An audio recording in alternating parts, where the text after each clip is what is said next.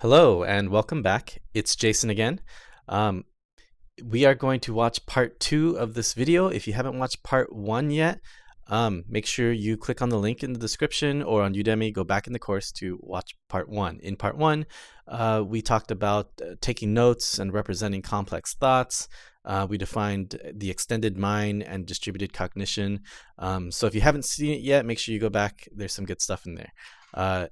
For this video, we're going to get a little bit more hands-on and talk about risk and risk assessments, and we're going to expand on our notes that we're taking of our own city, and we're going to do a little bit of research too. So let's go ahead and switch over to this video and see what else Stephen has to say.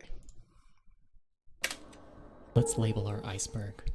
Let's give our iceberg a name. I'm going to name mine Sick in San Diego. Oh, and if you don't have it already, make sure you have your notes from the last time because we are expanding off of it. You should have your iceberg drawn, and now we're just adding a label. You can use the same label as Stephen, or you can name the iceberg anything you want. I think on paper, I try to use words as little as possible. Remember that the page you're on at any given time is a finite resource. Every mark you make depletes that resource. It clutters the idea space. And because pictures can be worth thousands of words. And we talked a little bit about that in the last in part 1, but representing your thoughts onto a surface is not restricted to just writing words or even drawing pictures, although drawing pictures does convey a lot more meaning. But as you can see, you can also manipulate objects and change. You can use sculptures, figurines, and things like that to represent thoughts, right? In this case, Stephen constantly uses these pens to sort of get the idea across. So let's continue. It is the most economical use of that resource to use pictures as often as possible. But I'm going to make an exception here because I think this iceberg needs a name. Now, below your iceberg, I want you to create a box. That box represents your city. So I'm going to label it City. Now, I know San Diego is not shaped like a box, but when you're thinking on paper, the last thing you want to do is try to capture every detail of the real world. Your goal is to simplify the world into only the most important things to put on your paper at this time. And that's a good point, Stephen. So I mentioned it before in the last video, you do not have to be an artist. You don't have to draw like cities to scale and things like that. We're just representing ideas and our thoughts and trying to get the important parts down and filtering out all the less important things and less important details. So for the city, we're just going to draw a basic box, right? Because that's really all we need. We represent things like inside the city or outside. In fact, if you were to represent the county, you might even draw a box that encapsulates the city box. Or if you want to represent the state, you can draw another box around all of that. It doesn't need to get any fancier than that. All right, let's move on. So I'm going to represent San Diego as a box. Now I want you to look up what the population of your city is. All right. Time for us to do some research, right? My population is going to be the same as Stephen's because we are in the same location. For you, you would look up the population of your city. In this case, I will look up population of San Diego, and that number, like Stephen mentioned, 1.42 million. So if you're looking up other cities like Seattle, we have 724,000. And then what about New York? City. And we have 8.62 million. And you want to, so we can use this time to talk about like trusted and verified sources. The important thing is to identify where the actual source is coming from. In this case, this is coming from the United States Census Bureau, which is a government-run site. So that is a good source. So government sites, government apps, sometimes government social media, reputable newspaper publications, those kind of things are good sources. So check your sources, make sure you're getting good data. And while we're here, so my population is 1.42. Now that we have the sort of number of reported cases, and these are Stephen's numbers. In my past video, the number I got, since it's a little more recent than Stephen's numbers, I had 519. Yes, 519 of reported cases, and then the estimated number of actual infected is times 10, so 5,190. If we want to get the percentage, we can just do a little bit of math here. You can take the number, let's do this number first. Take that number, sorry, let's do my number. The more current number is 519 of reported cases, and we can divide that by the population, which is 1.42 for San Diego, 1.42 million. So I'm going to write 142,000. So that's 1.42 million.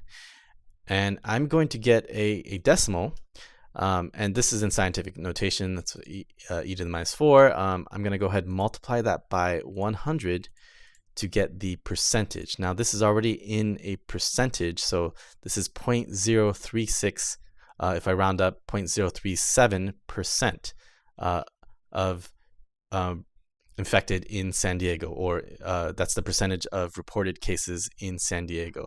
Now, if I want to do the estimated infected number, now this is easy math because it's multiplied by 10, so the result is just going to be this with the decimal place over, but let's go ahead and do that math. So I'm going to take 3,410, divide that by, no, let's do my up-to-date number, 5,190, divided by 142,000, that's 1.42 million, and I get my decimal, multiply that by 100 to get the percentage, and like I said, it was the same number but moved over a decimal place, so that's 0.36, or rounded to 0.37%, is the estimation of infected in San Diego. So that's how you can get your percentage of infected in your area. So let's go ahead and move on in this video.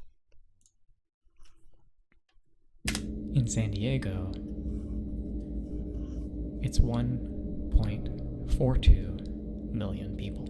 Now, those members of the iceberg that are below the surface, the ones who don't know that they're sick yet, well, it could be you, and it could be me. We simply don't know. There's that mirror again. And so when we don't know something, we should simply make the safest and simplest assumption, which is that those 3,410 San Diego citizens are uniformly distributed throughout the city. Uniformly distributed just means that they're all the same distance apart from each other. I'm going to represent them as dots with a circle around them. And I'd like you to do the same. It's a tiny bit of the Van Dyke brown. So I'm going to imagine that the rest of the white space is all the other people who have not yet been exposed to COVID-19. Let's label that.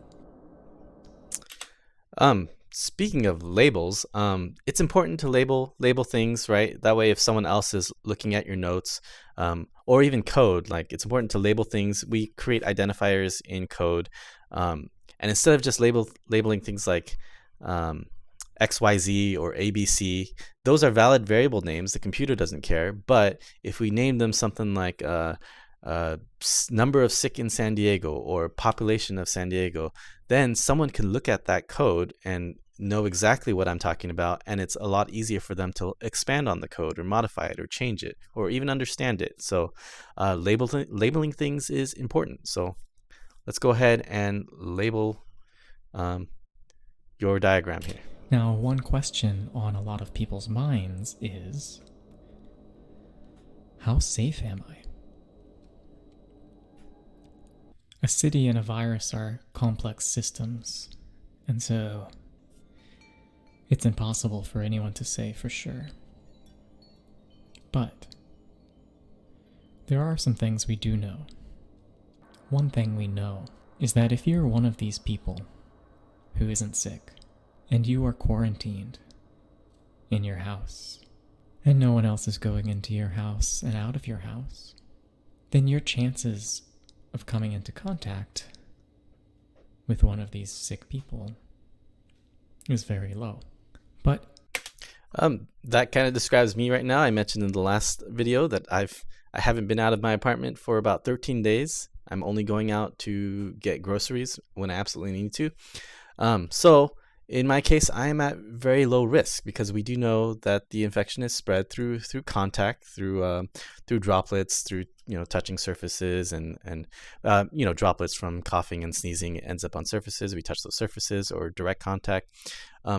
So that's how COVID-19 is spread. So if I don't have contact with the outside world, I'm at very low risk. But what is risk? Let's do a little define risk exercise here.